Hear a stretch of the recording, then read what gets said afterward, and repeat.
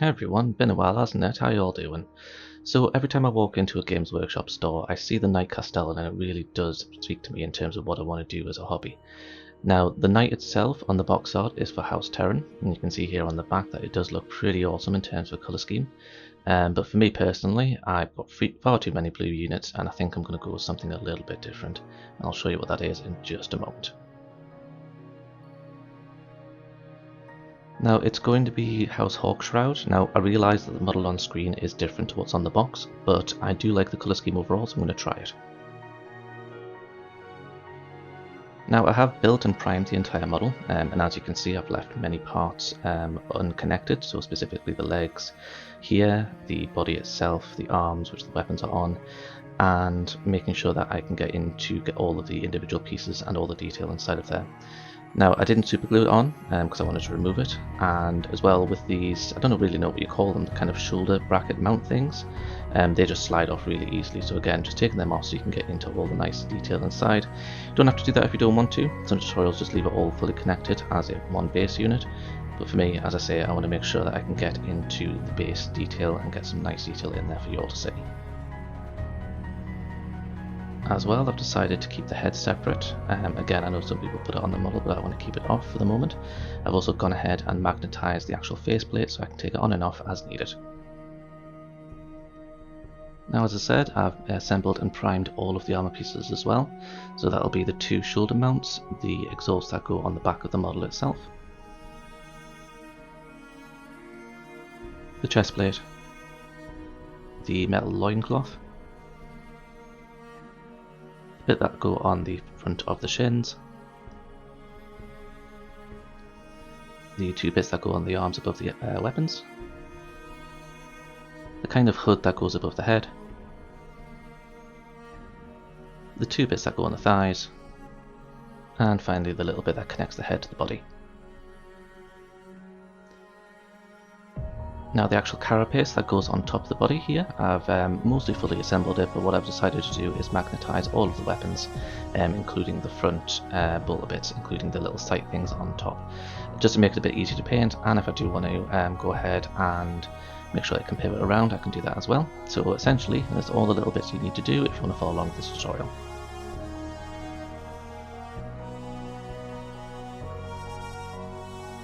And obviously we've got the two weapons as well. So we've got this one here. Again, I haven't super glued it all together because I want to keep it moving. I know some people have some issues where it moves around too much, but for me the friction fit seems to keep it together nicely. So starting out properly here, we're going to start on the legs. Now, as you can see, there is a lot of detail in these legs, and the reason why I want to coat it black is that I'm going to be using a really heavy dry brush of a dark iron colour, which is Iron Warriors, using a faithful old makeup brush. So all you're going to do is take a little bit of the paint itself, get yourself some tissue paper and work the paint into the brush itself. Now most people do take a lot and then work a lot of it in. Personally I feel that's a waste, so I just take a little bit, work it in, and then just very heavily go over the entire model with this. Not so heavily that you get into the recesses, so that you could do kind of like a pseudo shade already in the recesses itself. If you need more, just go ahead and do it, dab most of it out and go ahead and go to town on the entire model.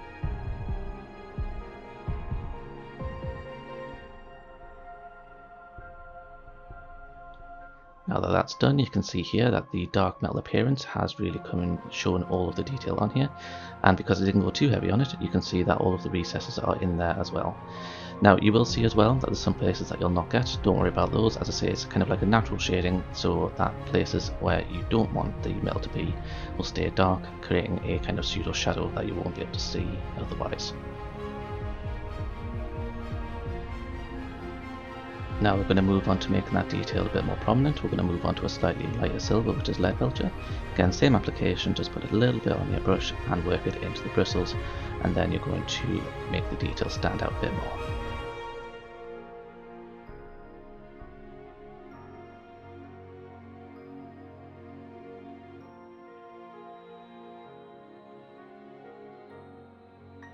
Application is pretty much the same, you're just going to be a little bit lighter, and as you can see it's going to pick up all of the detail on the model for the legs. Same with the body when we get to that, but as I say, just be nice and light so that you don't get rid of some of the detail in the shadows.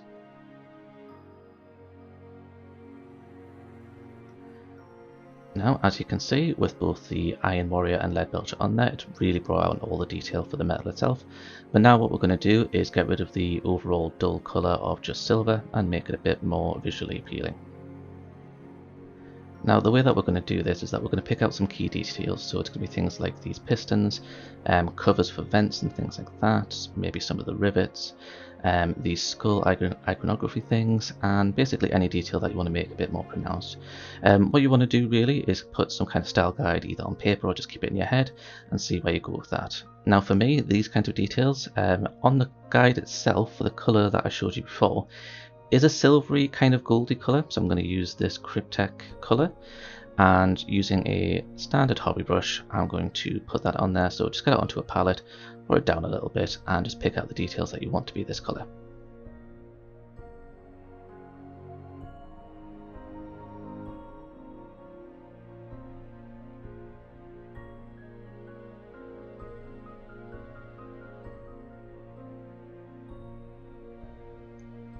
Now, if you're anything like me and have shaky hands, just try and brace them as best you can.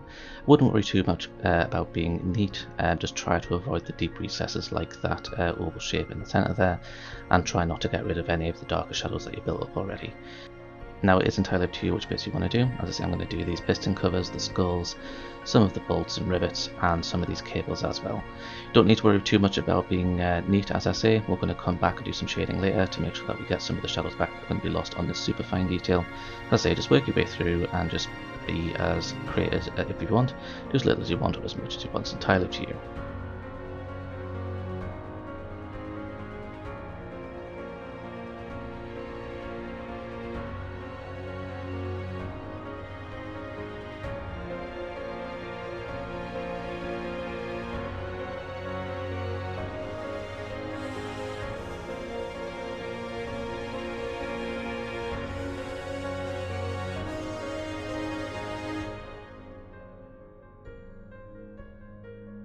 So now that I've gone ahead and done that, you can see the bits that I've picked out. So as I say, I've just gone for any bit that looks that it should be that colour. Pipes, rivets, the bolts, and some of the skull iconography on there. Really like how it's come out, so we're going to move on to the next step. The next step is going to be accentuating the bits that move. So the actual pistons themselves, the bit where the metals rub against each other, this ball joint here, and any bit that you want to be sort of like a slightly brighter silver, so anywhere there's kind of wear and tear on it where the grease would be regularly be rubbed off by moving parts. For this we're going to use Runefang Steel, and again same application as before, put a little bit on your palette, water it down and just pick out the bits that you think would be moving and rubbing against each other to kind of show where bits would move. If you're looking for inspiration on how it should look, just look up construction materials, construction vehicles, and you'll see exactly what I mean about the pistons rubbing and the metal being nice and clean because it's regularly being rubbed off by the moving parts. For this part, don't worry about being too neat, we're going to fix that up in a minute. We're going to come back with some shades and add some grime anyways, so as I say, just try and be as neat as possible, but don't be overly too worried about it.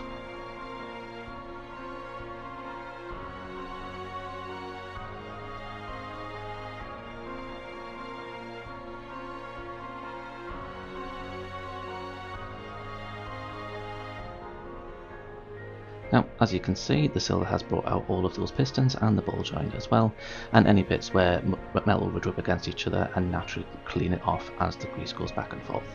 Now, as I say, with pistons, the grease will be at the top and the bottom where it's pushed together. In a ball joint, it'll be around the edge itself, and anywhere where there's, as I say, there's metal rubbing, the grease will be pushed up against the edge as it goes around.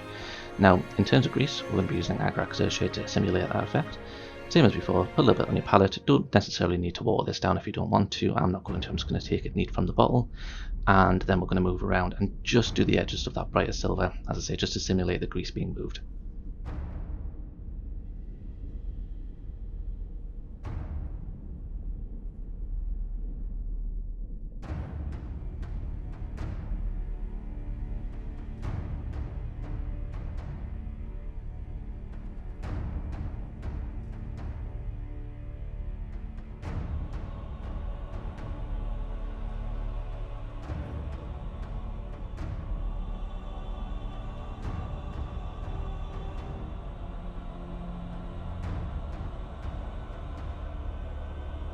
Now you can see that the effect is very subtle, but if like me, again, you've got shaky hands and you put it somewhere that you don't want it, don't be afraid, just get your finger in there and get it rubbed away. Now you may need to do 2 or 3 coats of this depending on how grimy you want it to look. For me, 2 coats was enough, and as I say, just work your way around the model and go for it and see how it turns out. If you put on too much and you want to go back to a slightly cleaner state, just go back to the bright silver and work your way back up to where you want it to be.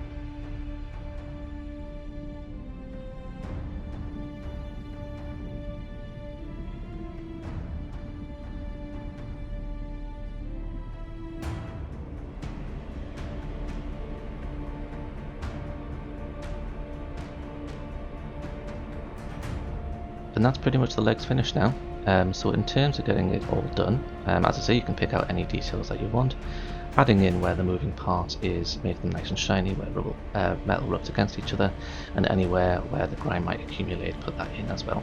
We are going to be weathering this at a later date, so don't worry about that at the moment, and look for details as well that may be a little bit hidden, like here, and just make sure that you do pick that out if you want to.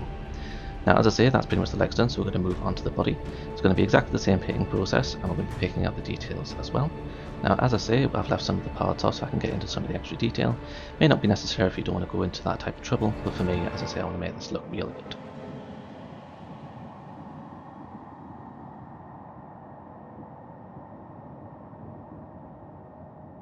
Now, one thing I do want to say before we move on to the body is that if you look at the instructions and look at the overall model, you will see that these bits on the thigh and the shin are actually connection points for the armor panels. So what it might be worth doing is actually going through and taking a look, see where they connect, to see if it's actually worth painting underneath. For me, it is, because it's the actual feeling of it being there. But let me show you what it looks like with the armor panels on.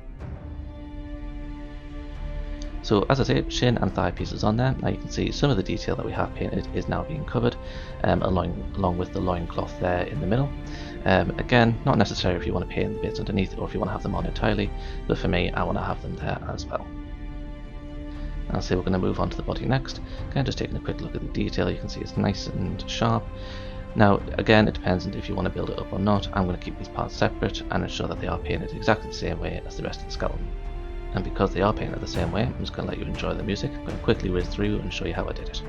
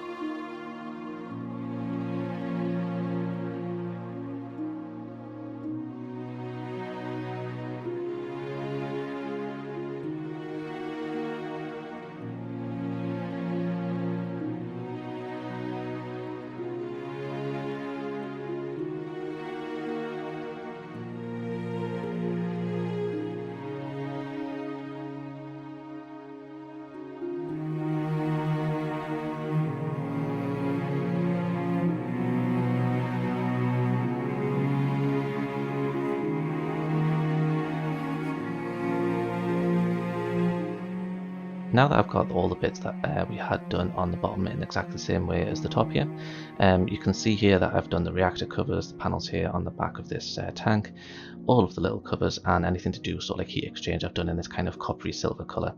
What we're going to be moving on to next will be some of the smaller details. Again, might be worth pre-assembling the model just as a dry fit to see if there's any detail that might be covered. For the smaller details though, I'm going to go back to Runefang Steel and pick out some of the pipes and cabling in the background.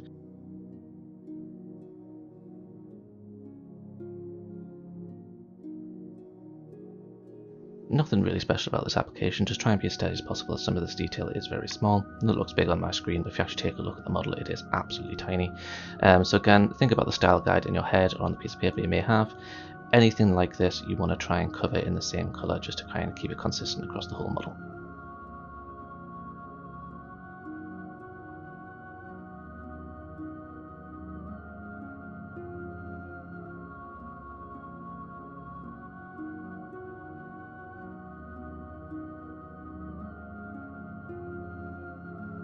Now with that done, you can see it's made a huge difference to the overall body.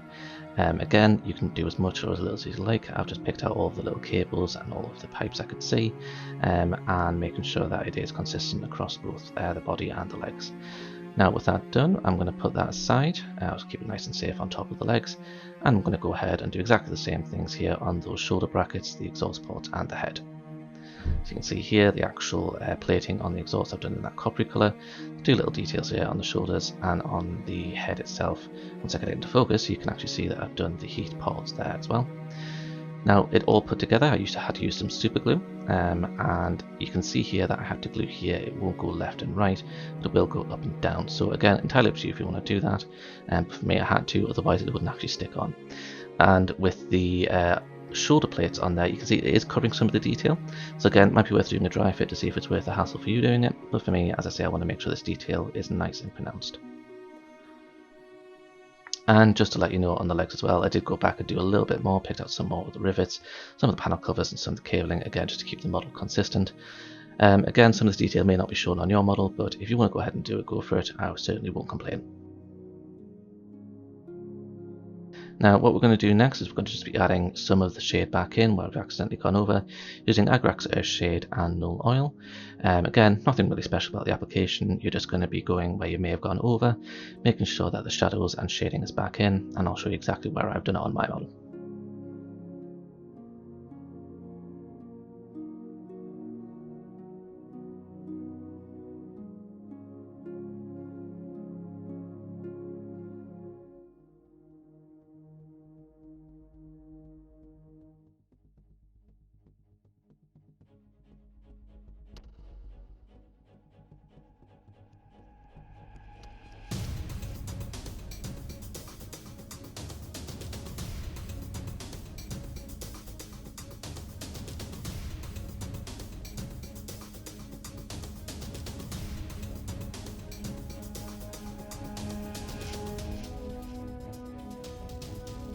Now you can see here that shading has made a massive difference to the overall look. It has toned down some of the metal, make it less shiny, make it a little bit dirtier. And you can see here that the shade as well is a little bit blotchy in places, but I wouldn't worry about that too much, as we're going to go back and fix that with some weathering later on. You can see here specifically on the plating for the exhaust, but as I say, we'll do some weathering, so don't worry about it too much. In terms of the reactors though, some of the shading did get in there into the recesses, making it look a bit better, so the shadows come back in as well.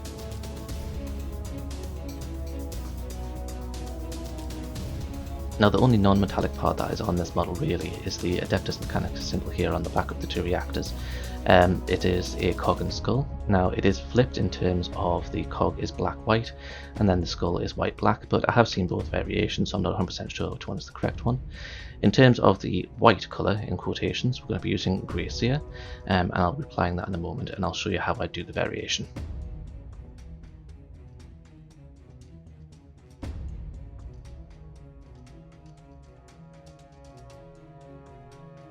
Nothing too special with the application, it's going to get a little bit on your palette.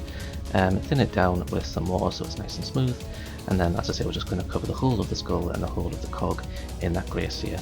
Reason for this is that it's a lot easier to paint a dark colour over a lighter colour, you don't have to layer it up as much, but I say just try and be as neat as possible so that you don't make any mistakes on the recess shading around the cog.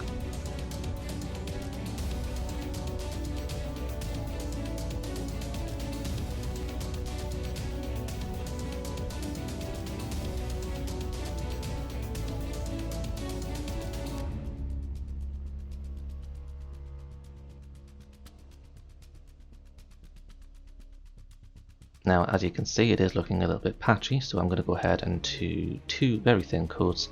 And the kind of problem with lighter pigments such as the whites, the greys, the yellows is that they are a lot weaker than the darker pigments, so you will have to go ahead and do two thin coats for this, and then we'll come back and do the other side, which will be a nice dark colour.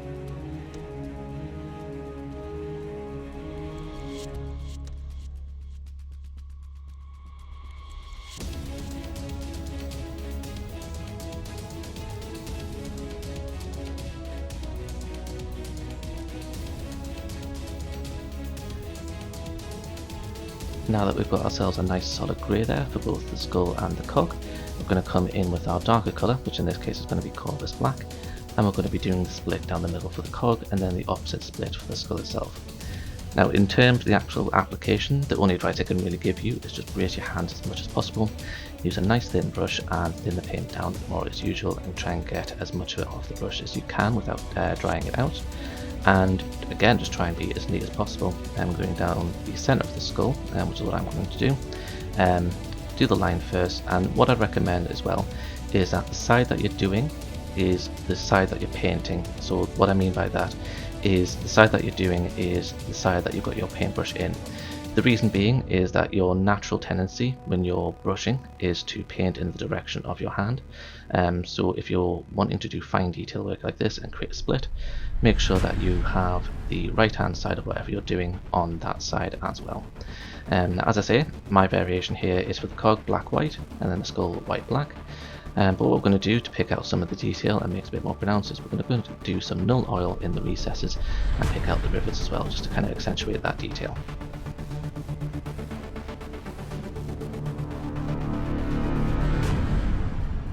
Now, nothing too special about the application, as I say. I just put it on the palette.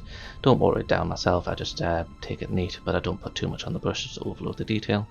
And again, just pick out the detail. You don't have to go crazy, and you're saying you don't have to wash over the whole thing.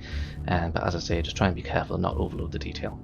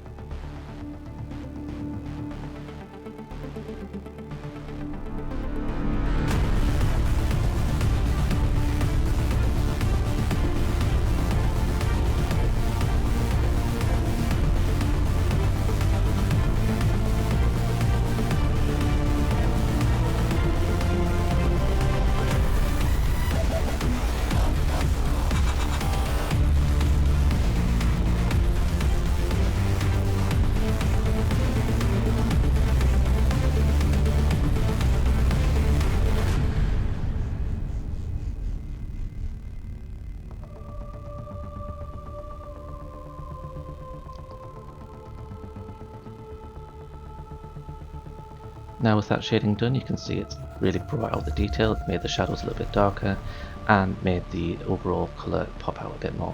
Now you can see I have been a little bit messy, so what I'm going to do is I'm going to layer up some white scar, and the reason I do this in this order is that the Adeptus Mechanicus symbol is technically black-white, but as a base colour I try not to use black and white if I can help it. The reason being is that you can't shade darker than black and you can't get brighter than white, so I use these as highlight colours only, and I do recommend that you do the same. Now again, same application as before, just very thin, and just pick out the highlighted areas. So this will be the flatter side of the skull, the brow, and the kind of top of the jaw, and anywhere where we've got a flat side on the cog itself, just to get rid of some of that shade that may have overspilled and make the cog a little bit brighter.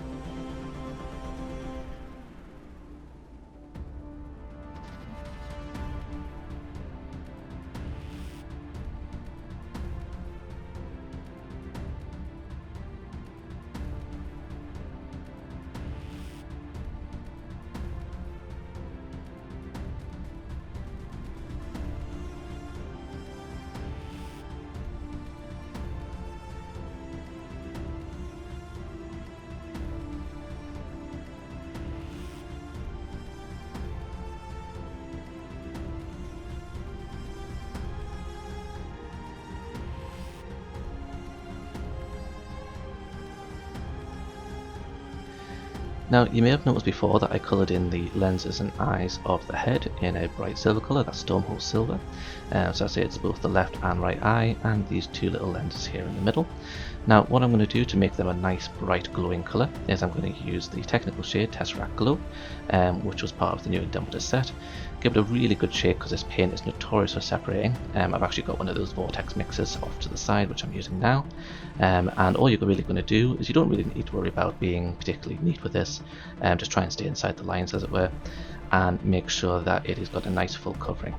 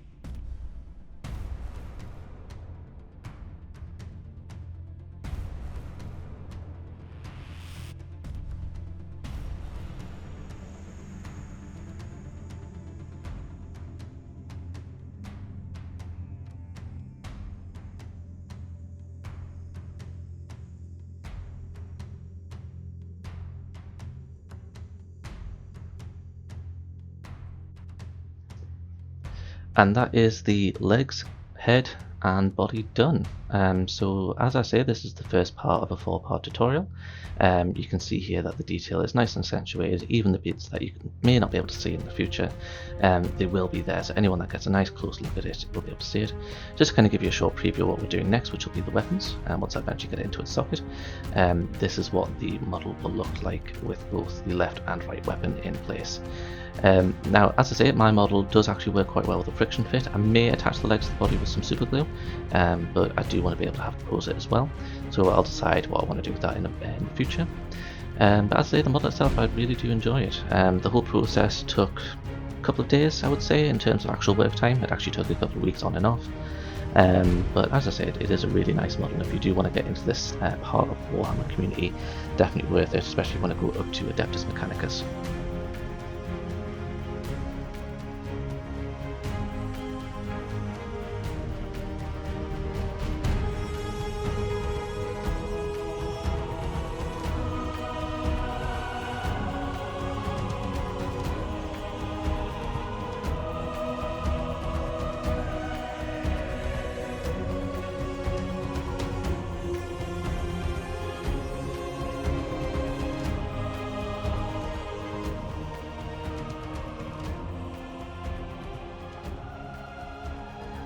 I was going to show you what the overall model looks like from all sides.